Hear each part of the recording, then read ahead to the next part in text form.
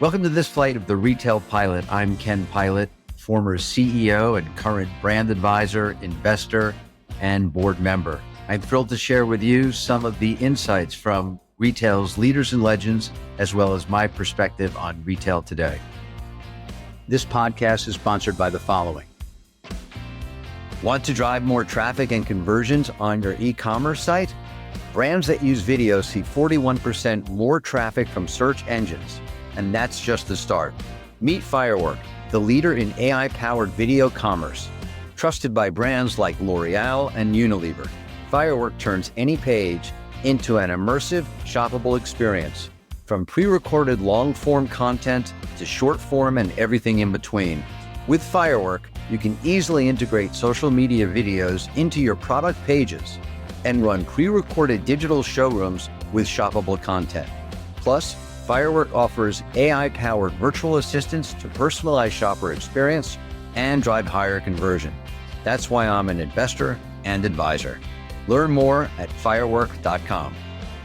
On today's Retail Pilot, I am excited to have Matt Shay, President and CEO of the National Retail Federation, the world's largest retail trade association representing the breadth of the consumer retail economy. Since taking the helm in 2010, Matt has led NRF through significant growth in influence, membership, and revenue, establishing it as a leading voice on policy, advocacy, and the future of omnichannel retail. Under his leadership, NRF has emphasized the industry's role as the nation's largest private sector employer and a major contributor to U.S. GDP and innovation. Shay previously served as president and CEO of International Franchise Association, where he advanced a proactive public policy agenda supporting franchise businesses. He holds a bachelor's degree from Wittenberg University, a law degree from The Ohio State University, and an MBA from Georgetown University's McDonough School of Business. He also serves on several nonprofit and educational boards and is frequently sought after as a commentator on retail and the consumer economy. Matt, welcome to the Retail Pilot. It's great to see you. Great to see you, Ken. Thanks for the invitation. I know it's a busy time of year. We are recording this on December 10th for those who are listening. So plus or minus a few days, you're going to get the full gist of what's happening at NRF, and Matt's going to set the stage for us. Matt, tell us a little bit about the health of the customer going into this fourth quarter as we're 3 weeks away from Christmas. What are you seeing? Well, Ken, that's always the big question, as you know, as a retailer. How are consumers, how are customers? And I think what we've seen over the course of this last year, we saw it during the Thanksgiving holiday season just a few weeks ago, was consumers are finding ways to be out there and shop, and they remain resilient. They continue to power the economy and drive commerce and drive sales. I say not all consumers are behaving in the same ways. Obviously, there's some distinction between the higher income consumers and the lower income consumers and how they shop, where they shop, what they're spending their money on.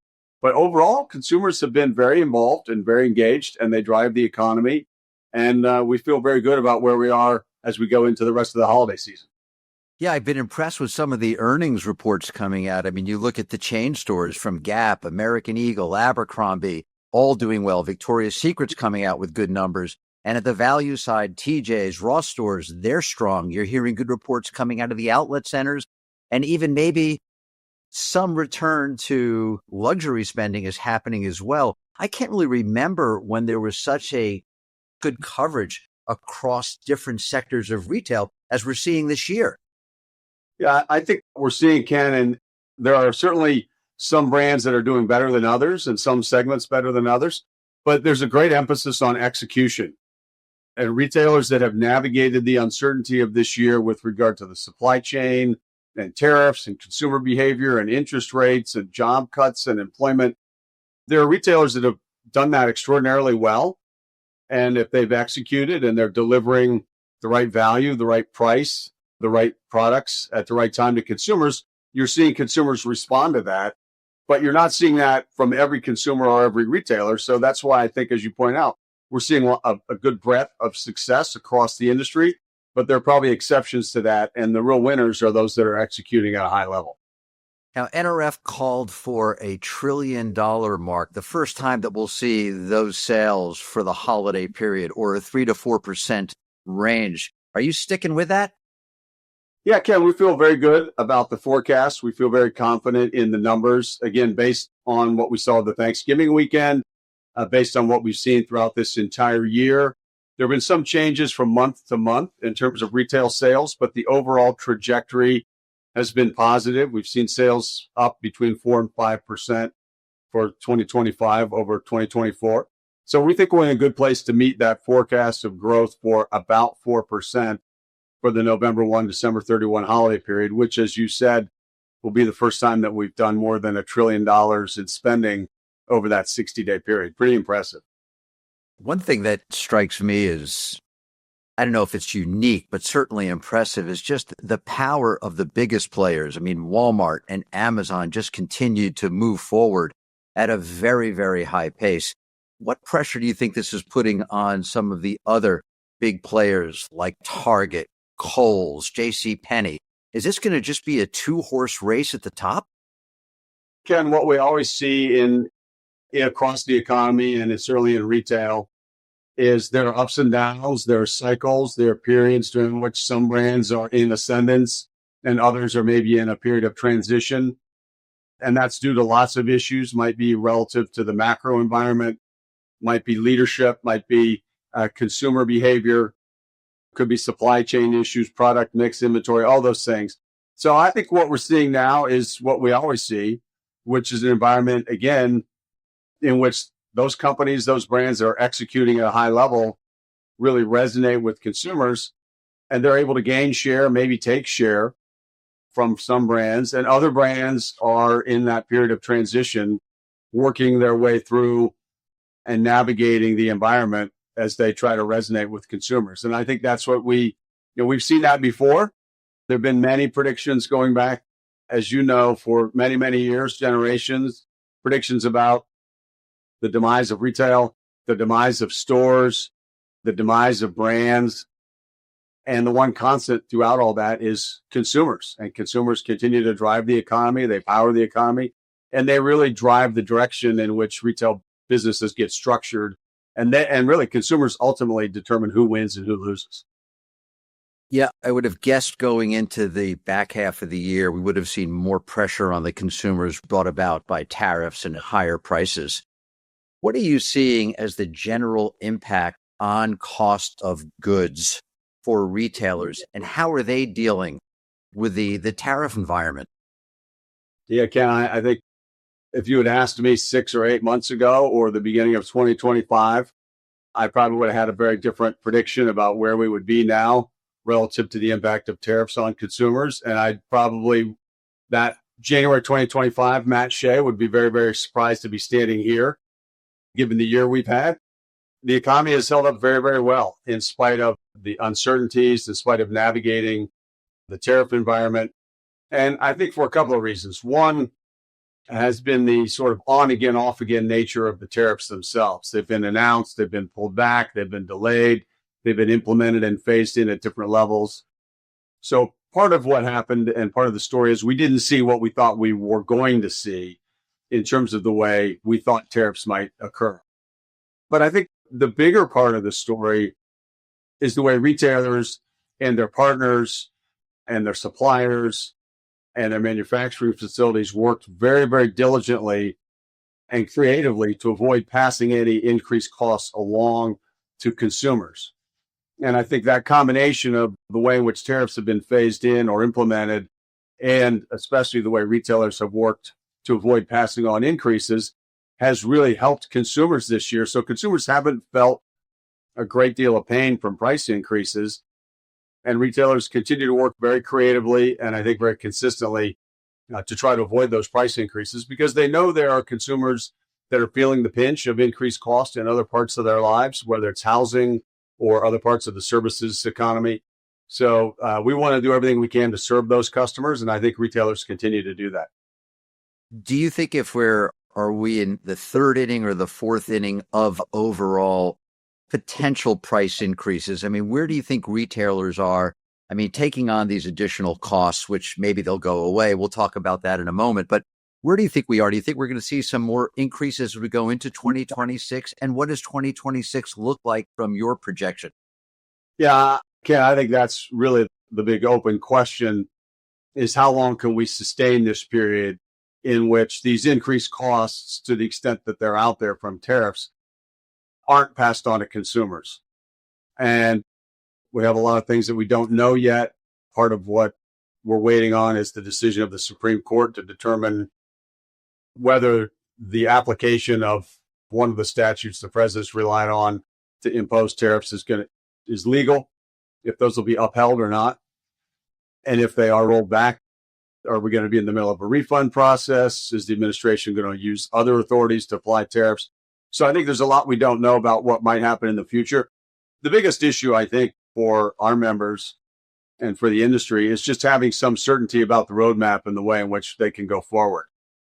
And that's, I think, what's really contributed to the challenges this year have been the uncertainty, the on again, off again nature, and sort of the arbitrary changes to what the tariff rates are going to be and on which markets, on which countries and which products.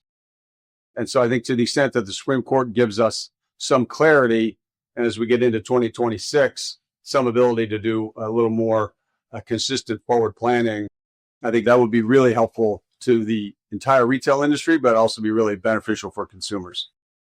Do you think the Supreme Court could, and obviously just a guess, but do you think the Supreme Court could find certain categories, areas along the lines of what we saw happen with bananas and coffee, where we shouldn't tariff those? We don't even make them here. Would the Supreme Court maybe say, look, semiconductors, that is a national security issue. There should be a tariff on those, but other categories, potentially apparel, footwear, and the like, don't represent any sort of threat to the U.S.'s defense system. Yeah, Ken, I think that's an interesting policy conversation. I'm not sure that's going to appear in the legal briefs and the decisions that the court finally issues. I think they may leave that to the administration or other courts to determine.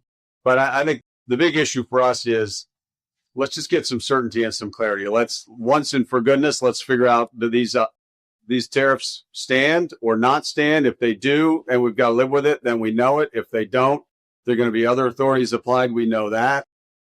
But one way or the other, let's understand the roadmap, and then we can get into working with our partners, our suppliers, our manufacturing facilities, optimizing our supply chains. Now, all those things to continue to do what we do to serve the customers we have. I mean, you hit on it, Matt. The biggest challenge for retailers has been just trying to plan the season.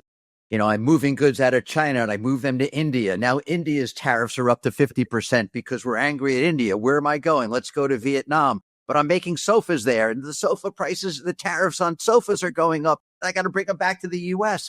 I mean, I'm so happy to not be running a retail company today. I don't even know how you maintain it. I've talked with a couple of CEOs that said this was actually as challenging a period as COVID. Yeah, I think that's right. And although I think not that any of us want to relive the pandemic and go through the period that we did 5 years ago, but certainly the agility, the resilience, the creativity, the resourcefulness that many businesses built into their operating structure and their philosophy and their leadership teams has been very beneficial to lean on as we went through this last year. Because I agree, Ken, completely. What we've heard from our members, what we hear from the retail CEOs we talk to every day, is that this is very similar to that period of uncertainty, the disruption, the inability to really understand and forecast very effectively supply and demand. It's been a great, really enormous challenge this year. So, Matt, if you had a guess, this is just a guess, but if you had to place a side wager, does the Supreme Court uphold the tariffs or not? Well, I used to be a lawyer, but I'm not anymore, luckily for me, probably for all those clients I might have had. And I'm not a betting man. So I'm going to wait and see what the Supreme Court tells us. And then we're going to try to give our members the best guidance we can and go forward to help them navigate whatever it is the court ultimately decides. Let's take a quick break for a word from our sponsor. Looking for a 3PL that's truly next level? Cart.com is a 3PL on steroids with nationwide distribution centers and the most advanced AI-driven software solutions from WMS and OMS to TMS, all designed to streamline your entire delivery process. With Cart.com, you get a fully integrated commerce platform that unifies your operations, data, and customer experience all in one place. Their platform combines physical distribution with cutting-edge AI, empowering retailers to scale faster and more efficiently. Whether you're D2C, B2B, or omnichannel, Cart.com connects your tech stack, simplifies your logistics, and powers your growth. From click to customer, enabling distribution for Janie and Jack, Portland Leather Goods, Tom's, and many more. Cart.com. Today's podcast is also brought to you by Simulate. Search has changed. Today's shoppers don't type keywords, they ask questions, full sentences, 35 words on average. Legacy search engines can't keep up, but Simulate can.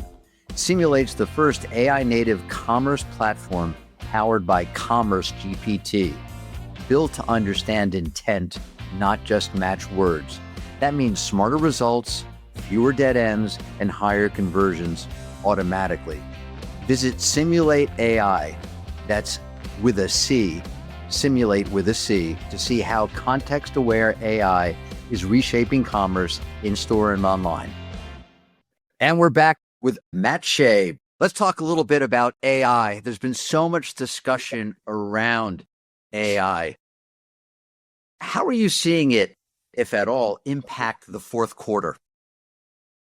Yeah, I think we're seeing the application of AI really in every facet of the business as retailers try to do more to deliver value for customers, to increase their efficiency, to make sure that they're delivering the right goods at the right times.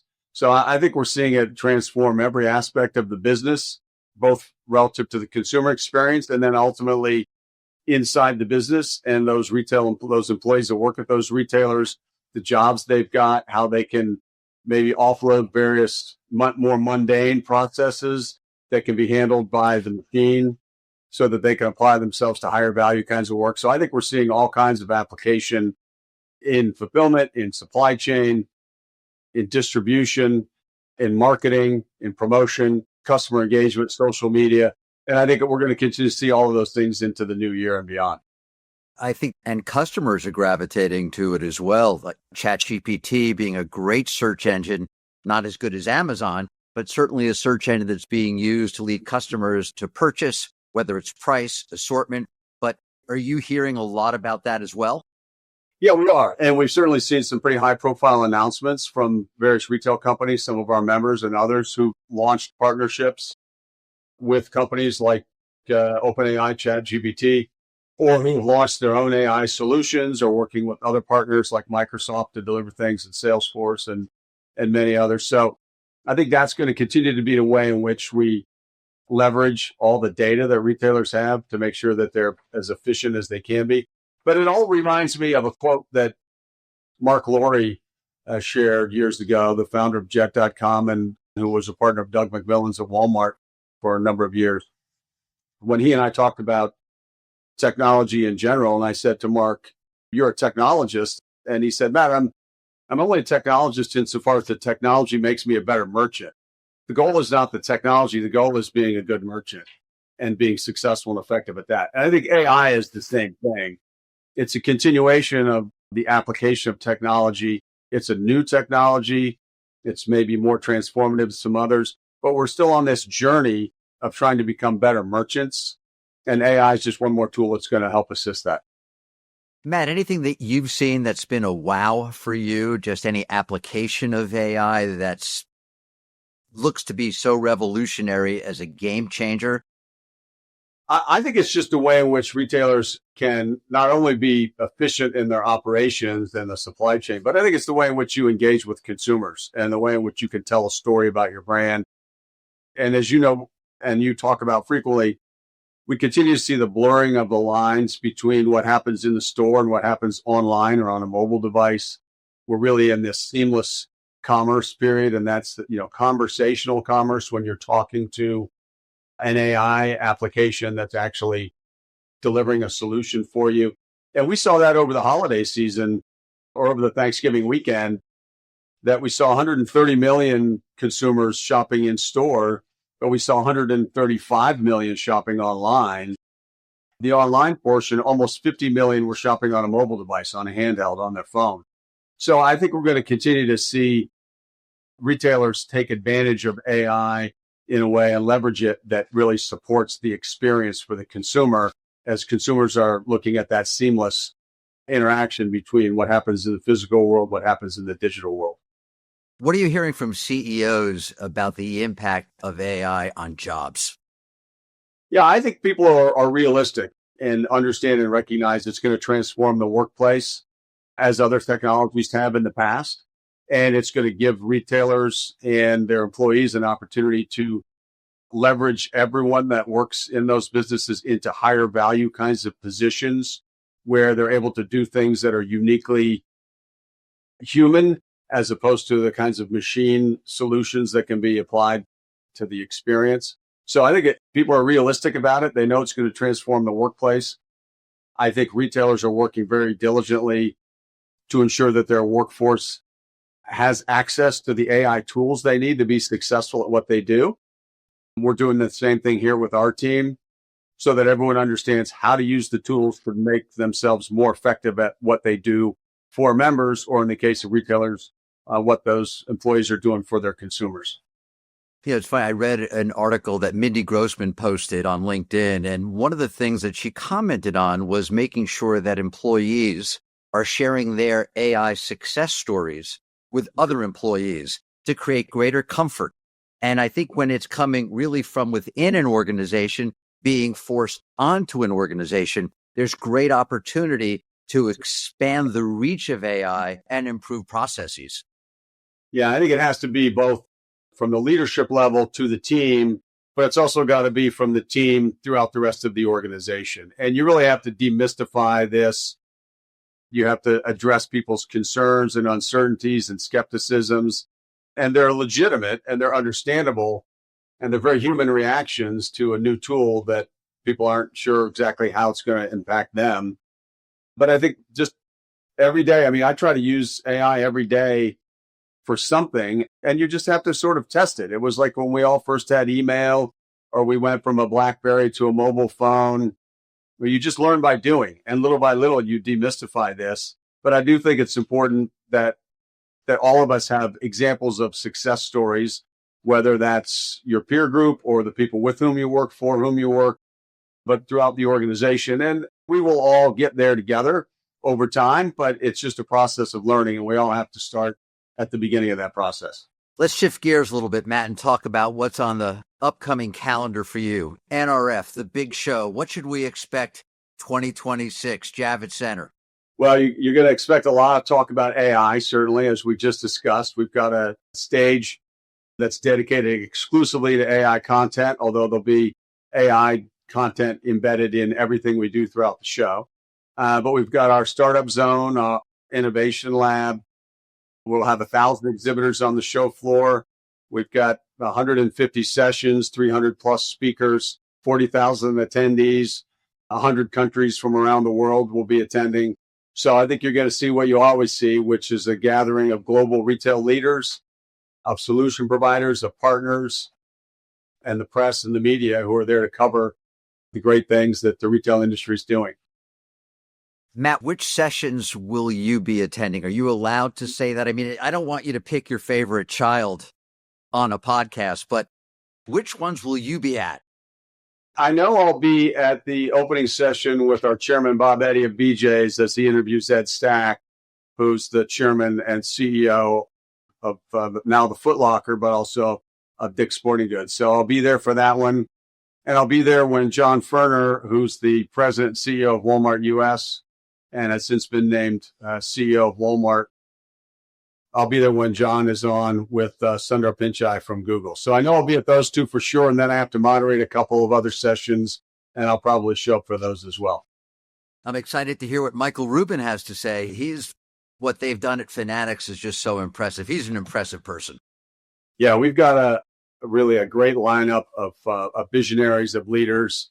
And I'm looking forward to being at all of the general sessions. I hate to miss those because they're always great. And we have plenty of space. I don't know, 4,000 or 5,000. Don't tell the fire marshal seats in the room, but we've also got a couple of extra rooms in case there's oversubscription for those sessions. So they'll be well attended. So much of the talk is around AI, and so much has really, from what I've seen, has been focused on the customer journey online. Stores are still the majority of our retail sales. What are the big tech plays for the store side of the business? And also, how are stores performing in this holiday season?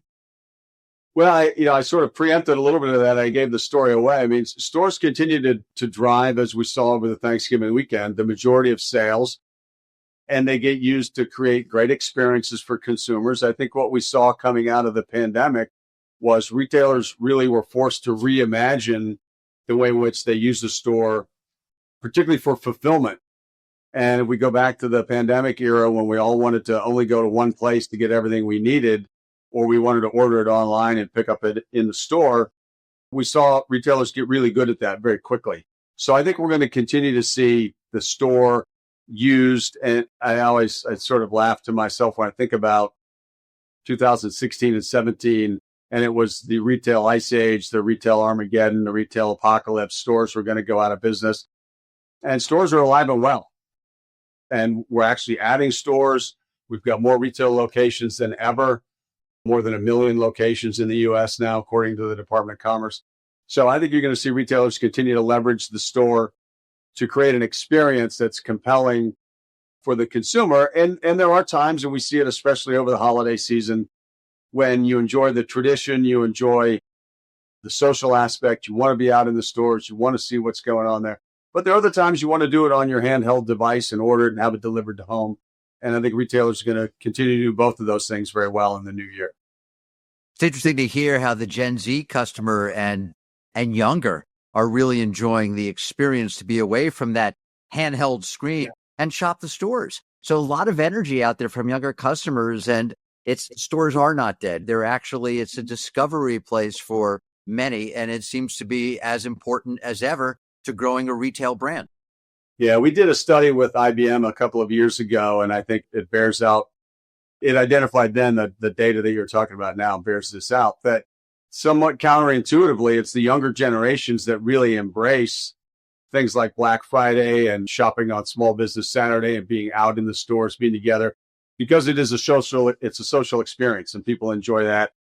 It's either family tradition or it's an excuse to get away from your mom and dad, get out of the house, or whatever the case may be. But it's been somewhat of a surprise that the younger generations really do enjoy the store experience so much. But I think it also validates what retailers are doing in the stores. I mean, it may be a tradition and it may be fun and interesting to get out of your own house, but if retailers aren't giving you a good experience when you get to the store, you won't go there in the first place. So I think it's both the fact that those generations do enjoy the social aspect of being there, but it's because retailers are giving them a compelling reason to go. Matt, talk a little bit about what NRF means globally. Last year in 2024, you rolled out NRF in Singapore. This year, Paris. You're really becoming a global organization in terms of where your footprint is being extended. Why the 3-hub model? Yeah, well, it's really, I don't know, 3. We have 2 hubs, right, supporting the big show. Maybe we'll get to a 3rd hub or a 4th hub.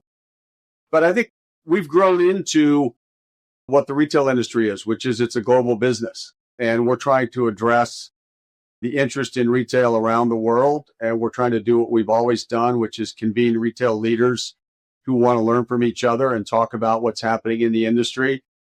15 years ago, when I joined the NRF, I had a conversation with one of the members of the search committee about maybe we could do some things outside the U.S. someday. And that CEO was Roger Farah, who was then president and COO of Ralph Lauren. And Roger said, okay, one thing at a time. Why don't you fix the NRF first before you go anywhere else? But I think really what's happened is the retail industry has transformed itself. And 20 years ago, there were different markets around the world. Today, we live in a world in which retail is a global business. Supply chains are global, customers are global, retailers are global. And frankly, the NRF brand is well known and respected enough that we have the ability to go into these markets and convene retail events. And it's really, I mean, it's really humbling to go to some of these markets and see how much interest there is in what the NRF thinks, not because of any of us here, at NRF. It's because of the members we represent, the companies we get to work for, we get to learn from, and the people that join the big show and are in New York every January. And people know that. People know the NRF. They know the big show around the world. And I think that's what's really resonated in these other markets as we've gone to Asia Pacific and Europe. And maybe we'll go other places in the new year. Well, it's a great way, certainly, for many of the U.S. vendors, the technology platforms, to bring their product abroad and introduce what they do to more customers in the world. So it's a great stage, and guys are doing great work. Always fun to hear what's happening with NRF. Let's just close with one other piece. If you were going to advise a mid-sized retailer today who might be listening to this show, what are the most important questions they should be asking their team after this holiday season wraps? I think they should be asking themselves, are they taking advantage of the tools that are out there, like AI, to operate as efficiently as they can, to market themselves, to reach customers, to optimize their supply chain? And I think one of the great things about this technology, about AI in particular, is it lowers the bar to entry when it comes to competing against others in the marketplace. And it can give you access to tools that will allow you to gain scale with a relatively modest investment. So I would be suggesting to anyone that's out there, don't think this is only for the big companies. You can do this too. You just have to try it and experiment. And there are plenty of resources out there that will help you figure out how you can apply it to your business in a way that makes you more successful. Couldn't agree more. And if those CEOs aren't asking that question, their boards will be asking that of them. We'll close with rapid fire, real fast. All right, Matt, which brands have the greatest amount of real estate in your closet? The Catholic Church. When not working, what are you doing for fun? I'm going to the gym. Favorite streamed show? Slow Horses. Who would you most like to meet, dead or alive? George Patton. And with that, we'll land this flight of the retail pilot. Matt Shay, thanks so much for joining us. And good luck at NRF. We'll see you there. Thanks a lot. Thanks for tuning in to this week's flight of the retail pilot. And please give us a review on your favorite podcast platform.